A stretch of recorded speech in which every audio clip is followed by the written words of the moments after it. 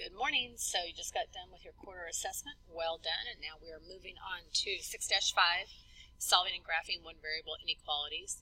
6-5 and 6-6 are going to be included in fourth quarter, so we have plenty of time to go over them and learn them well. So some of this you already know, but we're going to review our inequality symbols. So when the arrow is facing to the left, that means less than. It's facing to the right, that means greater than, because we're reading those left to right. So for example, you could say 3 is less than 4. Greater than, you could say 5 is greater than 2. Greater than or equal to is when you have that same symbol but a line underneath it. So this is greater than or equal to. And we'll talk about that a little bit more in a minute. Facing the other way, you would have less than or equal to. And then an equal sign with a line through it means not equal to. Could also mean does not include that number.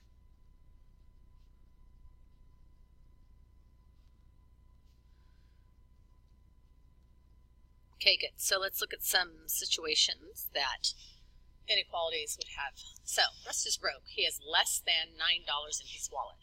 So one thing I want to tell you is that when I have you graph inequalities, I don't need you to make 20 tick marks on your graph. Just do one where the $9 is. We know that it's descending on this side and ascending on this side. We don't need, I know you can count, so we don't need to do all that. He has less than $9 in his wallet. So if you get confused on these, just pick a number. Okay, so give me a number that is less than 9. So let's say 5. Well, where would 5 be? 5 would be down here somewhere, right? So he doesn't have exactly 9. He has everything less than that. So anything that is less than or greater than is when you're going to use an open circle, because it can't include that number. It can't include 9. He has less than 9. So for example, we would put an open circle there, and it would be everything to the left of that. If it's less than or equal to or greater than or equal to, that is when we're going to close that circle, because it can include whatever value we're talking about. Okay, so, and I know there's some confusion with that, so just think about it. If I just asked you to graph the point 9, you would draw a circle at that, right? A closed circle. So if it includes that number, then you're going to draw a closed circle. If not, then you're going to draw an open circle. Okay, so Kelly has no less than $5 in his wallet.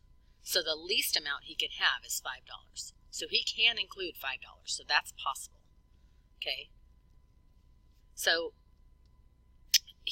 and actually let's write inequalities for this. So this is less than 9. So he has no less than $5 in his wallet. So it means he has at least $5 in his wallet. So he could have $10 in his wallet, which would be on this side. So it's $5 and greater. And the way we're going to write that is all those values of x are greater than or equal to 5. Okay? So if you have the equal underneath the inequality, you're also going to have a closed circle. Little helpful hint for you. If your variable is on the left side, which in inequalities I always like to make my variable on the left side, these two arrows should always face the same direction. Do you notice that? And as we do practice in class, you'll notice that too. Okay, Sully does not have $8. So at $8, he doesn't have that. He could have $8.01, or he could have $7.99, but he does not have $8. So he has everything going either, could possibly have anything going either direction of $8, just not $8 itself. Okay. So again, when should you have an open dot? When a value is not included. Okay. And then you should have a closed dot. If you have that kind of little cheat sheet over here, when a value is included.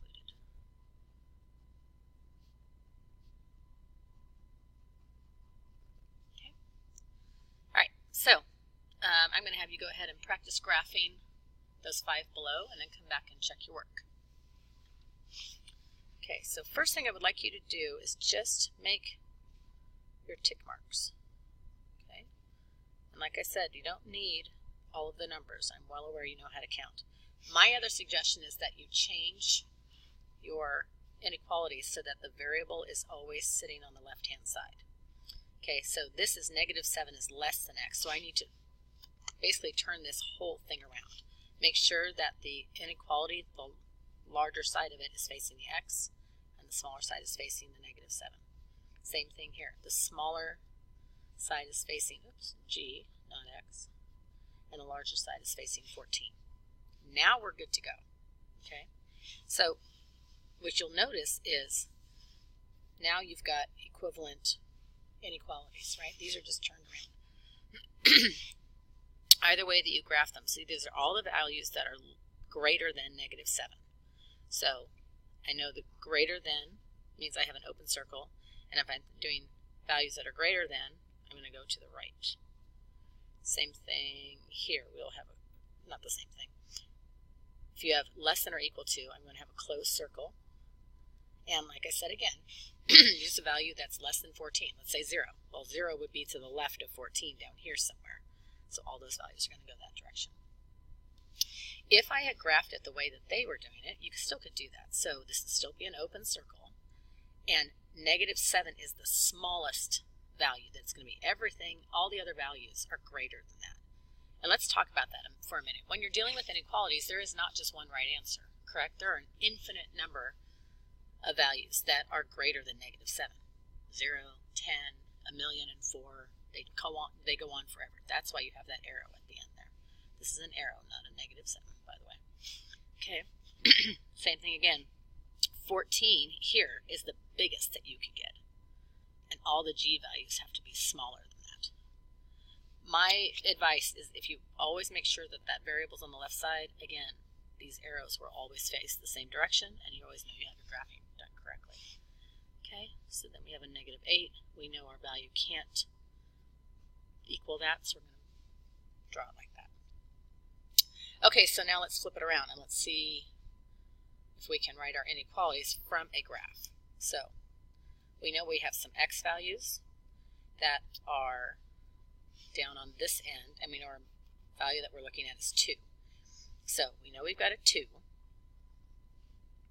I'm going to always put my variable on this side, so you can call it x, you can call it n, whatever you want.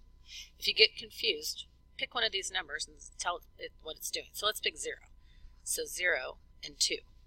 Well, I know that 0 is less than 2. So I know it's got to be, all these values are less than 2. Now I just have to decide if it's less than or equal to. Well, that's an open circle, meaning 2 is not one of those values. So that's just going to be a less than 2. All these x values less than 2. On this side, we've got our value is at -2. And again, you can use your 0. So I know if I have -2 and -2, well, I know that 0 is greater than -2. So I know that all of these x values are greater than -2. And again, that arrow and that arrow are both facing the same way because all of these values are increasing from -2. -2 is the smallest you can have.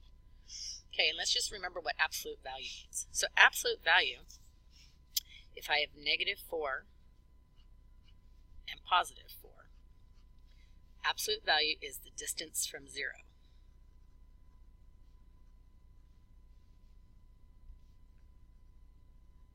Especially used in measurement and money, because you can't have a negative distance. You can go in a negative direction, but for example, they don't make rulers with negative numbers on them, right? So if you count, so -4 would be here, and 4 would be here. We're trying to decide how far from 0 both of those are. So from -4 to 0 is 1, 2, 3, 4 steps. So the absolute value of -4 is 4. And from 4 to 0, doesn't really matter what direction it's going, it is still 4 steps from 0. So the absolute value of -4 and 4 are both 4. Okay? Okay, this should be a pretty easy review for you. Let's just do some absolute value practice. Let's find the value, absolute value of -7, of 6, negative absolute value of -3, and 0. And so, absolute value of 7, the distance from -7 to 0 is 7. Distance from 6 to 0 is 6. Now, here's where you have to be careful. The distance from -3 to 0 is 3, but then this negative means we're finding the opposite of that value. So it would be negative 3. That's the only time you'll have a negative answer in absolute value problems, is when you have a negative outside of the absolute value bars. And of course, the distance from 0 to 0 is just 0. So let me give you 4 more. You do them on your own, and then come back to check your work.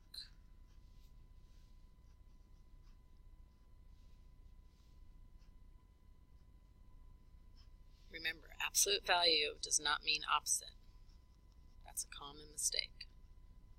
Does not mean opposite. Okay. So go ahead and try those and then come back and check. So absolute value of 16 is 16. Then we have to apply the negative to that. So your answer would be negative 16. Same thing again. Remember, even using GEMS or PEMDAS, this would still be true because we know we have to get rid of any grouping first. So the absolute value of negative 12 is 12. Then I'm applying the negative, so my answer would be negative 12. Absolute value of 8 is just 8 because the distance from 8 to 0 is just 8. And the distance from negative 1/4 to 0, so say you owed me a quarter, you would have to give me a quarter to pay that off, right? So that's just 1/4. And that's it.